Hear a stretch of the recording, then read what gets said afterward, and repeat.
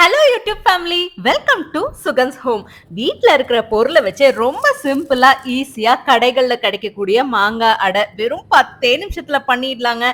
இதை மட்டும் நீங்க செஞ்சு வச்சுட்டீங்கன்னா அடிக்கடி நமக்கு கிரேவிங்ஸ் வரும்ல. இதை ஒண்ணு சாப்பிட்டாலே போதும், ரொம்ப சுவையா இருக்குங்க.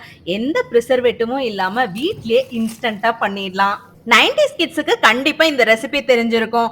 மாங்காய் அடைனா பிடிக்காதவங்க யாருமே இருக்க மாட்டாங்க. கடைகள்ல வாங்கினா மாங்காய் அடையை இனிமேல் வீட்லயே செஞ்சிடலாம். இந்த மாங்காய் அடைய பண்றதுக்கு நான் கிளிமூக்கு மாங்கான்னு சொல்லுவாங்க, கோமாங்கான்னு சொல்லுவாங்க.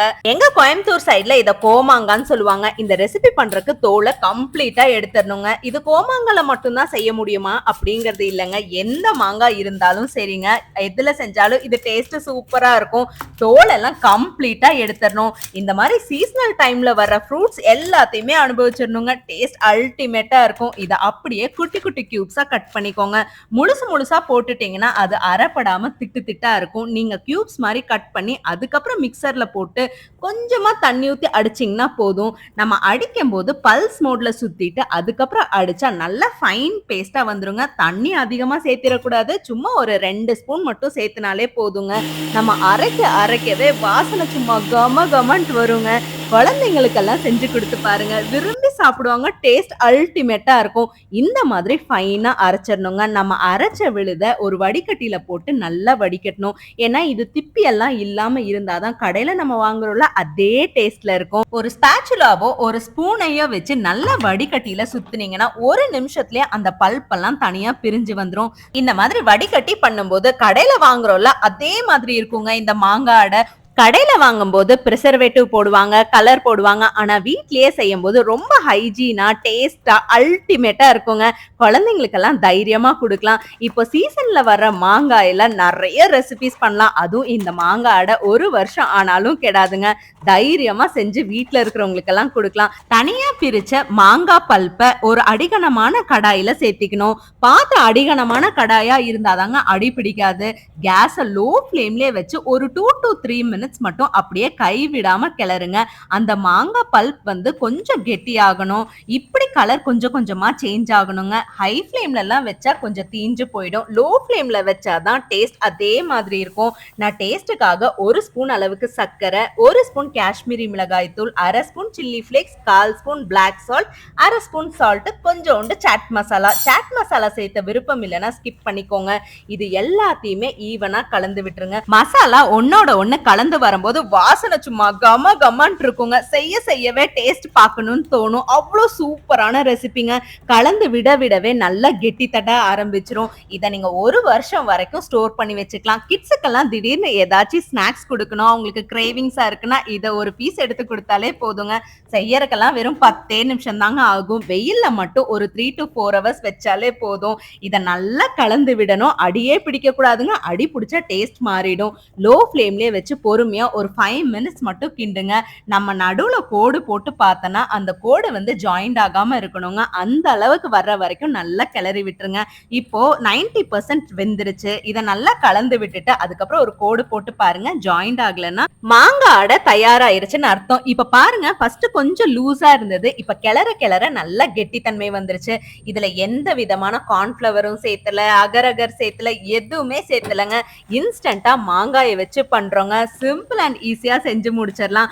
இப்போ அதை கிளறவே வாசனை சும்மா அல்டிமேட்டா இருக்குங்க. நல்லா கெட்டி தட்டிருச்சு பாருங்க. மாங்காயும் நல்லா வெந்துருச்சு. கோடு போட்டா அது ஜாயிண்டே ஆகல. இந்த ஸ்டேஜ் வந்ததுக்கு அப்புறம் நீங்க கேஸ் ஆஃப் பண்ணிடலாங்க. கேஸ் ஆஃப் பண்ணிட்டு உடனே தட்டுல எல்லாம் போடக்கூடாது. முதல்ல ஒரு 5 minutes அப்படியே கடாயில விட்டுருங்க. நல்லா ஆறட்டும். செட் ஆகி வந்ததுக்கு அப்புறம் தான் நம்ம ஒரு தட்டுல போடணும். அவசரமா நம்ம தட்டுல போட்டுட்டோம்னா அது அப்படியே செட் ஆகாம நின்றுங்க. இப்ப ஓரமா சைடெல்லாம் எடுத்து விட்டு ஒரு 5 to 7 minutes அப்படியே விட்டுருங்க. மாங்காய் சீசன் வந்தா கண்டிப்பா இதை செஞ்சிருங்க. டேஸ்ட் அல்டிமேட்டா இருக்கும். இப்ப ரெடி பண்ண மாங்காய் அடை ஒரு 5 minutes மட்டும் அதே கடாயில அப்படியே விட்டுருங்க. கொஞ்சம் ஆறட்டும். நம்ம எந்த தட்டுல போட போறோமோ கொஞ்சமா எண்ணெயோ நெய்யோ தடவிடுங்க. அப்பதான் வெயில்ல வச்சு நம்ம எடுக்கும் போது உரிக்கிறதுக்கு ஈஸியா இருக்கும். தட்டுல கொஞ்சம் கூட ஒட்டாது. எண்ணெயோ நெய்யோ போடுறதுக்கு மட்டும் மறந்துடாதீங்க. இப்போ 5 minutes ஆயிடுச்சு.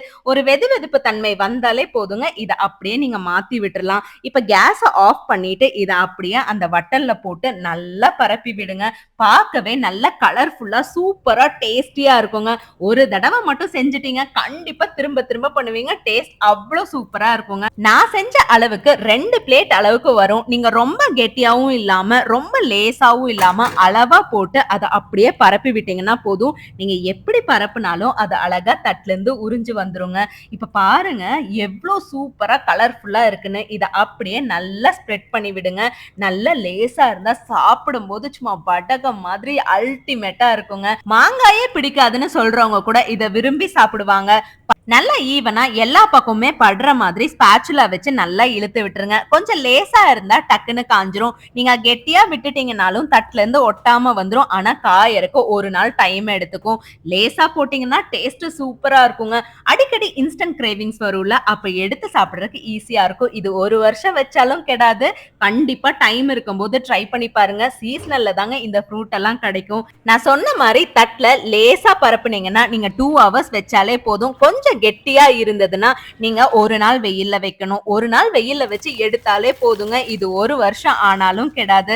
இன்ஸ்டன்டா எந்த பிரிசர்வேட்டிவும் சேர்த்தாம வீட்லயே ஈஸியா செஞ்சிடலாம். இவ்வளவு சிம்பிளான ஈஸியான ரெசிபியை ஏன் பாக்கெட்ல போட்டது வாங்கணும்? வீட்லயே தாராளமா ஒரு 10 நிமிஷம் டைம் எடுத்து செஞ்சாலே போதும். சூப்பரான சுவையான மாங்காய் அடை வீட்லயே செஞ்சிடலாம். இது டேஸ்டி மட்டும் இல்லைங்க, ஹெல்தியாவும் இருக்கும். நம்ம இன்ஸ்டன்ட் கிரேவிங்ஸையும் கண்ட்ரோல் பண்ணும். ஒரு தடவை செஞ்சுட்டீங்கன்னா கண்டிப்பா திரும்ப திரும்ப செய்வீங்க. டேஸ்ட் அல்டிமேட்டா இருக்கும். இத நம்ம ஸ்கொயர் ஷேப்ல அப்படி இல்லைன்னா ரெக்டாங்கிள் ஷேப்ல நம்ம விருப்பம் போல ஷேப்ல வந்து சின்ன சின்னதா கட் பண்ணிக்கலாம்.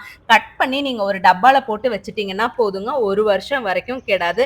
இன்ஸ்டன்டா கொஞ்சம் கொஞ்சமா எடுத்து என்ஜாய் பண்ணிக்கலாம். மாங்காயே பிடிக்காதுன்னு சொல்ற உங்க ஃப்ரெண்ட்ஸுக்கு இந்த வீடியோ அனுப்பிச்சுட்டீங்கன்னா அவங்களுக்கும் யூஸ்ஃபுல்லா இருக்கும். இந்த வீடியோ உங்களுக்கு பிடிச்சா லைக், ஷேர் அண்ட் சப்ஸ்கிரைப் பண்ணுங்க. மறக்காம ரெசிபி எப்படி இருந்ததுன்னு கமெண்ட் பண்ணுங்க. தேங்க்ஸ் ஃபார் வாட்சிங். Happy cooking. இந்த மாதிரி மோர் இன்ட்ரெஸ்டிங் வீடியோஸ்க்கு நம்ம சேனலை ஃபாலோ பண்ணிக்கோங்க. இந்த ரெசிபியை மறக்காம ஒரு ஏர் டைட் கண்டெய்னர்ல போட்டு வச்சுட்டீங்கன்னா கெட்டே போகாதுங்க. அதுவும் ஃப்ரிட்ஜில் வச்சுட்டா சொல்லவே வேண்டாம். இன்ஸ்டன்ட் கிரேவிங்ஸ்க்கு இது சூப்பரான ரெசிபி. தேங்க்யூ.